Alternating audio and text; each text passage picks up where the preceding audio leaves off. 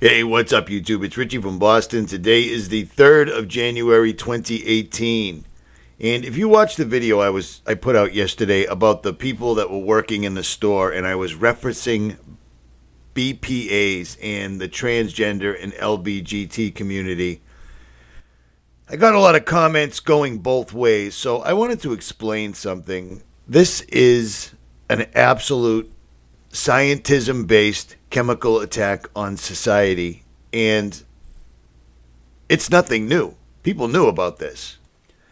Never in my entire lifetime have I seen such a push of gay, lesbian, bisexual, transgender, and I am human hate. How these people are all about love.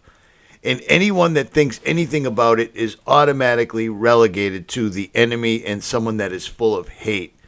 Someone that is a homophobic. Someone that is afraid of gay people or whatever they want to say. Do you see what I mean? Every single social media platform there is absolutely favors and pushes this agenda forward. Where is all this coming from? It's coming from a chemical. This is science, or scientism at its finest.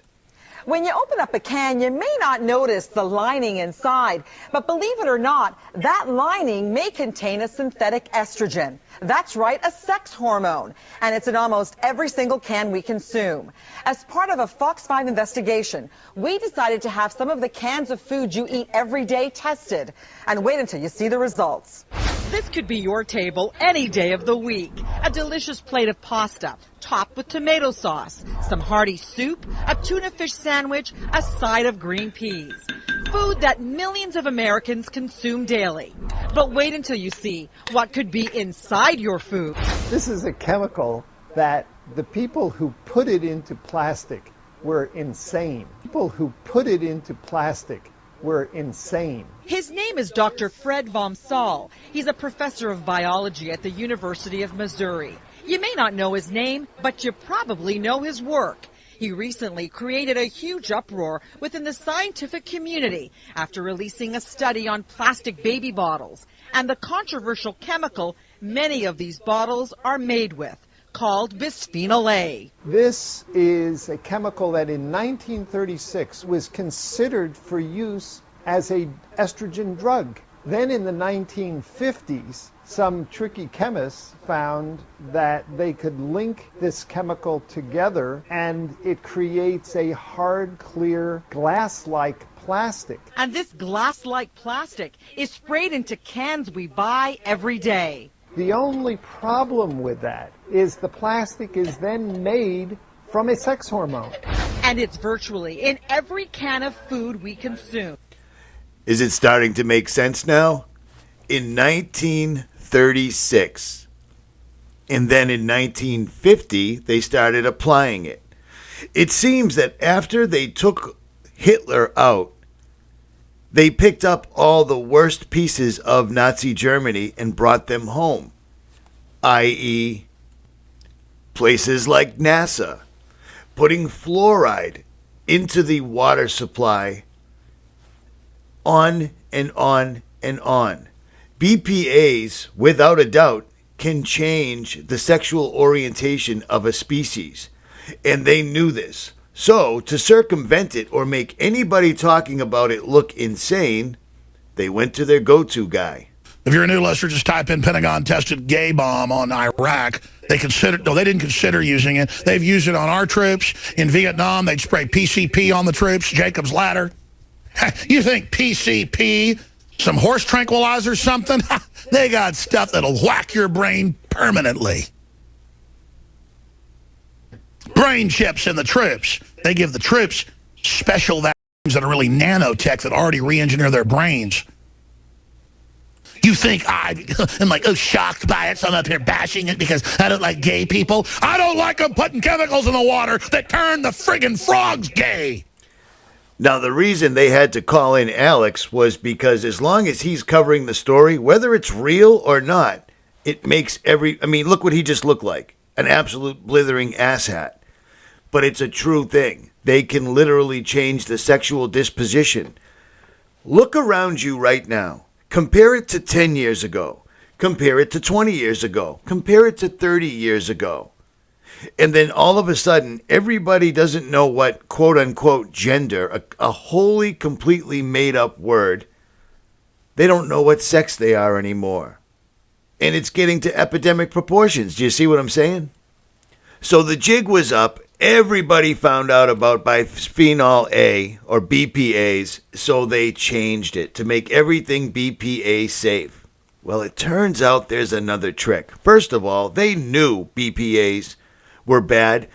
And as a matter of fact, they knew exactly what BPAs were going to do because that's what Dr. Mengele was working on in the Nazi concentration camps. And they simply brought it home.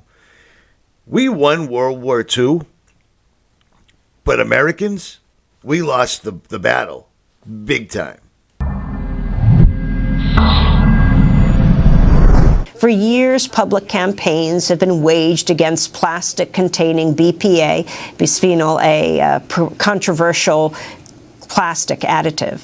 But a new investigation by Mother Jones magazine has revealed that chemicals used to replace BPA may be just as, if not more, dangerous to your health than their cousin compound. BPA is still widely used in everything from the lining of soup cans to printed receipts, even though studies show it mimics the behavior of estrogen in the human body and have linked it to breast cancer, diabetes, obesity, and heart disease. Just last week, a study estimated the use of BPA in food and beverage containers is responsible for some $3 billion a year in healthcare costs.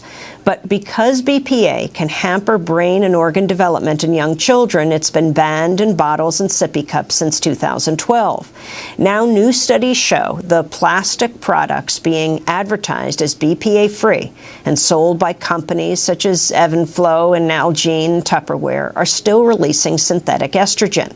The Mother Jones report goes on to look at how the plastics industry has used a big tobacco-style campaign to bury the disturbing evidence about the products you use every day. Just lay out what you have found. Well, essentially, there is relatively new research showing that the vast majority of plastic. Okay, sadly, this woman is speaking way too slow. Long story short, somebody blew the whistle on BPAs. They decided to slap the tag BPA free on everything, and instead they simply slipped in a far worse chemical.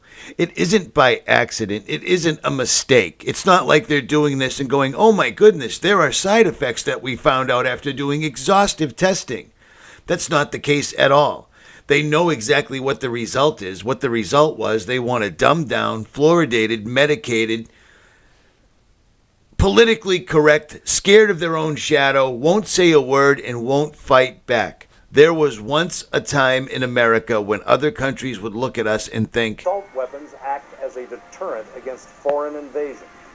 During World War II, the Emperor of Japan instructed his commanders to plan an invasion of America. He felt very empowered after Pearl Harbor and believed our military to be very weak, which at the time it was. The commander-in-chief of the Japanese Navy, Isoroku Yamamoto, told the emperor, and I quote, "You cannot invade the mainland of the United States.